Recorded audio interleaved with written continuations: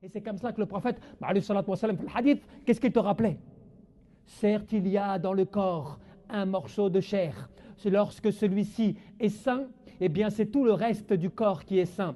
Mais lorsque celui-ci est corrompu, c'est l'ensemble du corps qui est corrompu, c'est le cœur. Donc, il faut que l'on fasse attention, mes frères et mes sœurs. C'est-à-dire qu'on fait, on agit, on fait nos prières, on fait des choses comme cela. En extérieur, c'est bien.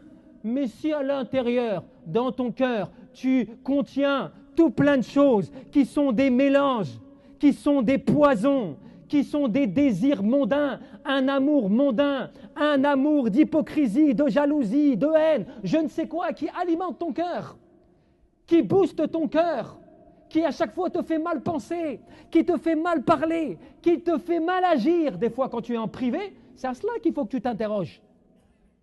Que tu te remettes en cause par rapport à cela, ya ibadallah, à la différence de l'islam. Parce que l'islam, c'est quelque chose qui se manifeste par les actes, d'apparence, d'extérieur. Je te vois prier, je te vois lire le Coran, tu me dis oui, que tu crois en Allah et son prophète, oui, tu es musulman, tu es musulman, tu es musulman.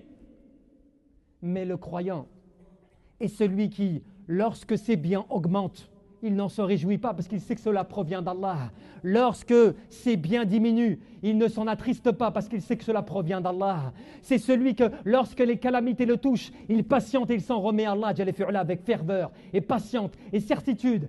C'est celui qui, il agit, il est conforme entre ses paroles et ses actes. Il n'est pas simplement à dire des choses.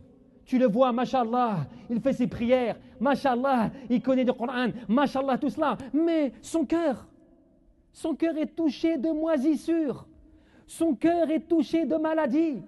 Des maladies qui touchent les désirs, qui touchent les plaisirs. Il est alimenté par shahawat wa shubuhat kadalik, des doutes, des ambiguïtés, des plaisirs comme cela mondains qui le rongent.